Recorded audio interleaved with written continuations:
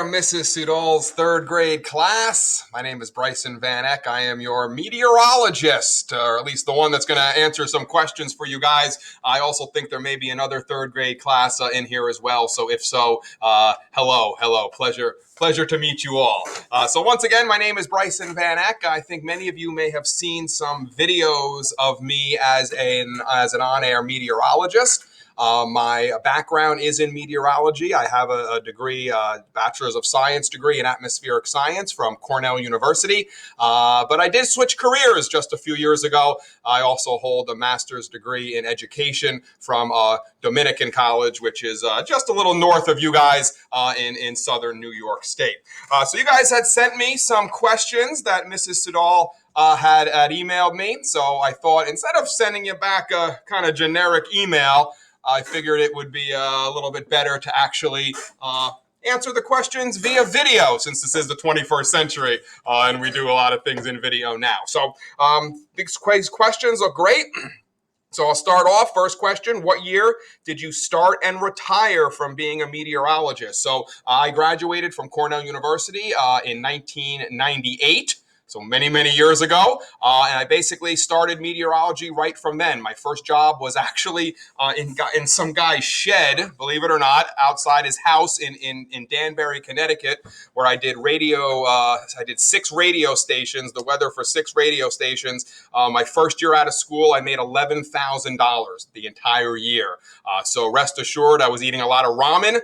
If you don't know what ramen is, Mrs. Sudol will, of course, explain to you what ramen is. Very cheap noodles. And so that was my first job. I then transitioned to the News 12 networks in 1999, where I worked behind the scenes in production for about 10 years. I actually wasn't on camera, but I was behind the scenes making maps and making forecasts for the on-camera meteorologist. And then I believe it was 2006. That sound about right? I think so. 2000, actually check that, 2003, I got the on-air job at News 12 Westchester, which are the videos that Mrs. Sudol had showed you. And then I stayed there for almost 11 years or so. I retired from being a meteorologist in December of 2017, so just about 3 years ago now. So all total, I was a weatherman on camera for about 11 years, and all in all, about 19 years with the News 12 networks. And now I've been 3 years teaching at Ardsley High School, which is in Westchester County, which is New York State, just north of New York City.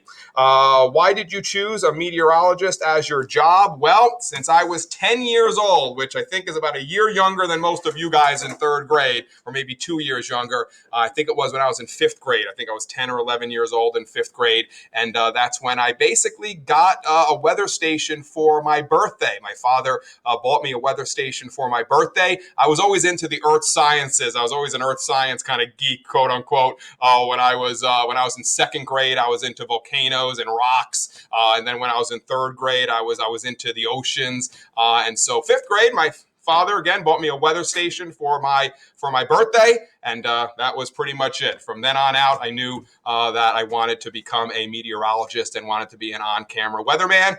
So again, I figured it out at about 10 years old that I really loved it. I used to watch the Weather Channel a lot and things like that when I was younger. Do you like being a teacher more than a weather reporter? I'll tell you what. At this stage in my life, I think the answer to that question is yes. I'm in my mid-40s now. I have a couple of kids your age, and the meteorology job, the weather job, was a demanding job. I went in at 2:00 in the morning to my job. I would have to go to bed at 6:00 every night. I worked every holiday. In fact, 3 years ago was the first Thanksgiving I had off in 20 years. So there's a lot of sacrifices that you make. But when you're young, in your 20s and 30s, you're okay to make those sacrifices. You don't have your own children.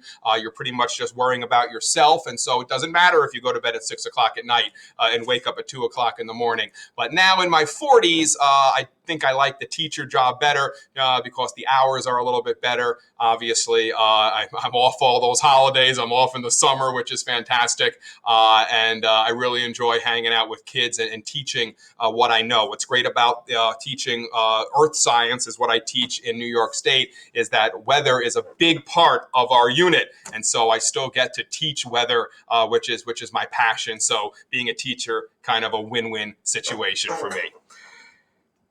How does thunder form and then strike? All right, well, that's a great question. So first off, thunder doesn't strike. It's lightning that strikes.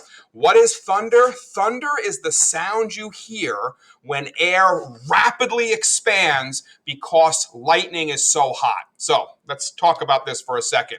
Basically, warm air is less dense than cold air. What does that mean? I don't know in third grade if you've gotten to this yet. Just means that cold air is heavier and kind of closer, squished closer together than warm air. Warm air is lighter and is less dense. It's kind of not squished as much apart. So to make a long story short, when you heat the air, what you do is you expand the air. You make the air a little bit bigger in a particular area. And so that's what thunder is. When lightning strikes, okay, and lightning is because of different charged particles way up in the atmosphere, maybe a little too much for you guys right now. But when lightning strikes, it is so hot that it expands the air where that lightning bolt comes down very rapidly. And that expansion of air, that boom, is what you hear is actually the thunder sound. So lightning does come first. Again, it's the heat of that lightning expanding the air violently, boom, out like this. And that's the thunder sound that you hear. So again, thunder is the air expanding rapidly because lightning is so hot, it causes the air around the lightning strike to expand. So lightning does come first, and then the thunder comes second. What is the wildest form of weather? That's a good question. I would probably say tornadoes are the wildest form of weather. Obviously, hurricanes are huge. And they're very destructive. They encompass thousands of miles and have very strong winds. But tornadoes, while they're small, could have winds over 300 miles per hour in a tornado, while you will never see that in a hurricane. Mostly, 150, 170 miles per hour, the strongest hurricanes we'll find. But in tornadoes, you routinely have winds blowing over 200 miles an hour and sometimes even over 300 miles per hour. So I would say tornadoes are definitely the wildest form of weather. What is my favorite weather? Has to be snowstorms. Growing up here, I grew up in a Ringwood, New Jersey, which is where Mrs. Sudol lives right now, just about 30 minutes north of you guys. And that's the reason I got into weather, was trying to predict when I was your guys' age, or maybe a little older, 10, 11, 12, trying to predict rain versus snow. You guys all the time, when we get these storms to come in the winter, the question always is it going to rain? Is it going to snow? Are we not going to have school? Are we going to have school? And that's what really got me into weather when I was your age, a little bit older, into my teenage years, just trying to forecast those snowstorms here in northern New Jersey is what got me into weather, and definitely one of my favorite weathers. And that's another reason I like being a teacher over a weatherman on TV, because when a weatherman on TV, when it snows in a snowstorm, those are my busiest days. I'm in the office, was in the office working the entire time. I didn't get to enjoy the snowstorms. But now, as a teacher, you know what happens when it snows. We all get to stay home on that snow day. And so I actually get to enjoy snowstorms now, which I didn't get to do for the 20 years or 19 years I was working at News 12. So great question. When did you start liking the weather, and why do you like weather? Again, it was about 10 years old because my father had brought me a weather station. Why do I like it? I'll be honest with you guys. I am an outdoors kind of guy. Mrs. Sudol and I actually play tennis together. She's very good tennis player, your teacher, just to let you know, one of the best I've seen. So we play tennis. I'm a big golfer. I like to hike. I like to ski. I like to go to the beach. So I think that's why I'm into weather. I want to know what it's going to be like so I can plan outdoor activities. I don't like being indoors.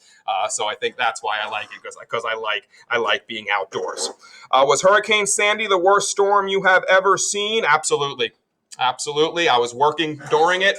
It was incredible just having the storm surge that came up the Hudson River, all the flooding, all the trees down. It really was the strongest storm I've ever experienced. Again, I'm about to turn 45 years old, and yeah, in my lifetime so far, Hurricane Sandy was the biggest storm, and hopefully we don't have to go through that again anytime soon. All right, and then the joke question: what kind of shorts do clouds wear? Answer: thunderwear. I like that, guys. I'm going to use that in one of my Earth science classes when we get to the weather section. So, just want to thank you guys for the questions. They were fantastic. If you have any follow-up questions, please make sure to reach out. I will happily answer any more questions for you. You guys are great. Keep it real. Stay healthy. Stay happy. And I'll talk to you soon.